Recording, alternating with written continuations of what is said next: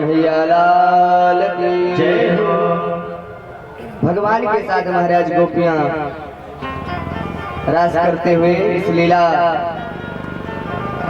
रास लीला को जो श्रवण करता है, जो श्रद्धा पूर्वक सुनता है और दूसरों को सुनाता है, महाराज उसके हृदय में भगवान की पराभक्ति की प्राप्ति होती है और हृदय के जितने कामादि रोग हैं, दोष हैं, वे सब के सब उसी क्षण नष्ट हो जाते हैं। इस प्रकार से सुखदेव जी महाराज रास पंचाध्यायी का वर्णन किए हैं। अब आगे एक दिन नंद बाबा सभी ब्रजवासियों के पास अंबिका वन गए और वहां अंबिका वन पहुंचकर देवी का पूजन की, गायों का दान किए, भोग भंडारा की और सब लोग रात्रि के समय वहीं पर महाराज विश्राम करने लग गए। अब वहां पर विश्राम कर रहे थे कि एक भयंकर अजगर वहां पर आया और नंद बाबा का पैर पकड़ लिया। अब नंद बाबा का जब पैर पकड़ लिया तो ब्रजवासियों ने बहुत मारा, जलती हुई लकड़ी से मारा, किंतु वहां अजगर पैर बाबा का ना छोड़ा। महाराज जब अजगर पैर नहीं छोड़ा तो बाबा ने कन्हैया को पुकारा। अब कन्हैया बाबा की पुकार सुन करके दौड़ते हुए आए और उस अजगर को अपने चरण का स्पर्श कराए तो महाराज बाबा जो है अजगर एक दिव्य देवता के रूप में प्रकट हुआ। ठाकुर जी ने उससे पूछा कि भैया तुम कौन हो? तो उसने कहा कि मैं सुदर्शन नाम का विद्याधर हूँ। एक बार मैं धन और रूप के अभिमान में आकर विमान से विचरण कर रहा था कि तभी मैंने कुछ अंगिरा गोत्रीय ब्राह्मणों को देखा जिनका स्वरूप तपस्या आदि के कारण महाराज विकृत हो गया था, बिल्कुल सूख गया था। तो उनको देखकर मैंने उनकी हंसी उड़ा दी। तो उन्होंने मुझे श्राप दे दिया कि मूर्ख तू मुझे देखकर हंस रहा है, जा तेरा शरीर अजगर के समान हो जाए। अब महाराज जब उन्होंने मुझे श्राप दे दिया तब मेरी बुद्धि ठिकाने लगी और मैंने उनसे बड़ी क्षमा याचना किया। तो उन्होंने कहा कि जब द्वापर में भगवान श्री कृष्ण जी का अवतार होगा तो भगवान के चरण स्पर्श से तुम्हारा कल्याण हो जाएगा, तुम मुक्त हो जाओगे।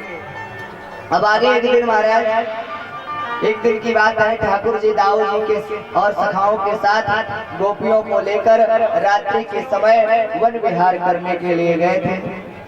तो महाराज वहां पर सुंदर संगीत आदि हुआ।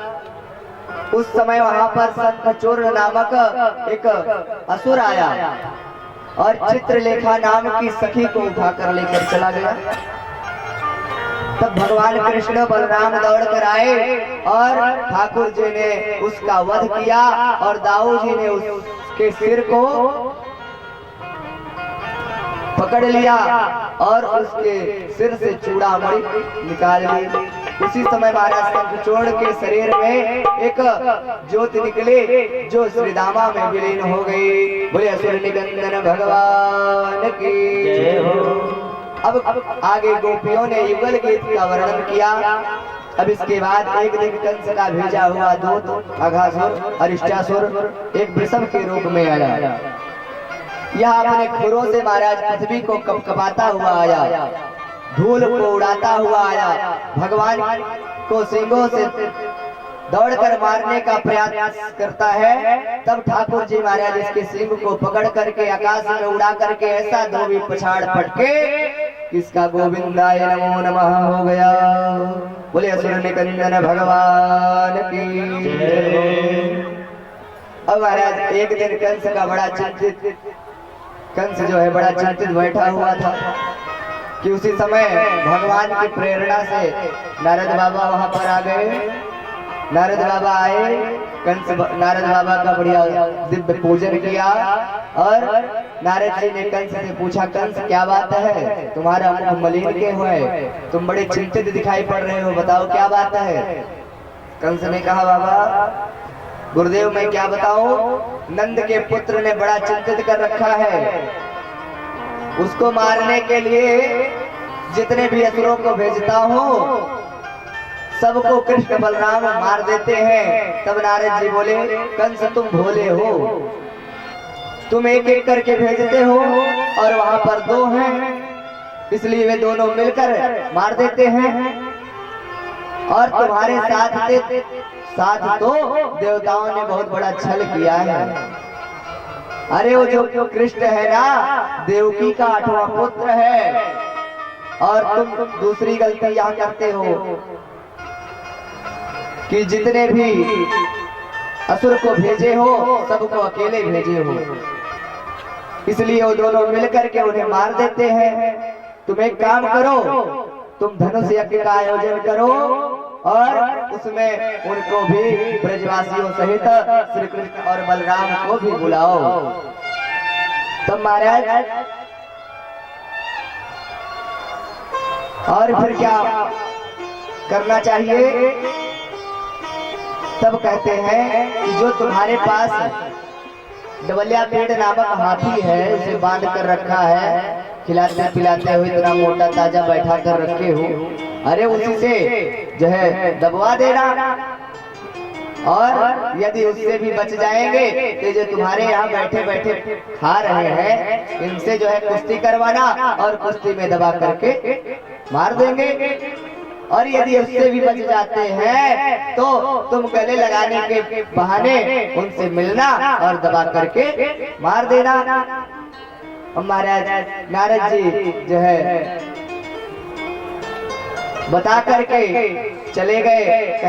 कंस कहता है गुरुदेव आपने तो मेरी पूरी चिंता ही खत्म कर दी।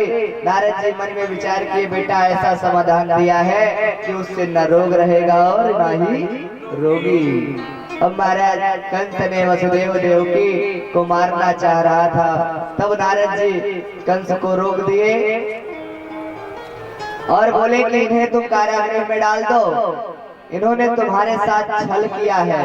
ये अपनी आंखों से कम देखे तो कि तुम कृष्ण और बलराम को कैसे मारते हो, कैसे उनका वध करते हो। अब तो कंस बड़ा प्रसन्न हो गया और रात्रि के समय महाराज अक्रूर जी को बुलाया और अक्रूर जी को साथ बड़े प्रेम से उनका हाथ पकड़ करके बैठाया और अक्रूर जी से बोला अक्रूर जी मथुरा में तो केवल आप ही मेरे परम हितैषी मित्र हैं, आपके अतिरिक्त तो मैं किसी पर विश्वास नहीं करता हूँ, इसलिए ऐसा करो इस समय मेरे ऊपर बहुत बड़ा संकट आ गया है जिसका निवारण आपके बिना नहीं हो सकता है। मेरे मन में धनुष यज्ञ की बात आई है, मैं धनुष यज्ञ करना चाहता हूँ और तुम जाओ ब्रज जाओ और ब्रजवासियों को निमंत्रित करो, ब्रजवासियों के सहित श्री कृष्ण बलराम को भी बुलाना। हम महाराज ब्रजवासी आपके अतिरिक्त किसी और पर विश्वास करेंगे नहीं, इसलिए मेरे विचार से श्री कृष्ण और बलराम को लेने के लिए आपको जाना चाहिए। अब अक्रूर जी कंस की चाल को तो समझ गए, किंतु मना कैसे करें, क्योंकि किंतु अक्रूर जी यह जानते हैं यदि मना कर दूंगा तो यह मुझे जीवित नहीं छोड़ेगा, इसलिए अक्रूर जी महाराज नंदगांव आना स्वीकार किए। इसके बाद भी कंस ने एक केसी नामक असुर को भेजे हैं। अब भगवान के समक्ष यहाँ घोड़े के रूप में हिनहिना कर पहुंचा। भगवान के हाथ को इसने मुंह में भर लिया, भगवान अपने हाथ का आकार बढ़ा दिए और जिससे उसकी प्राण वायु अवरुद्ध हो गई और वह मृत्यु को प्राप्त हो गया। और महाराज ठाकुर जी उसे उठाकर भूमि पर पटक दिए। बोले असुर निकंदन भगवान की।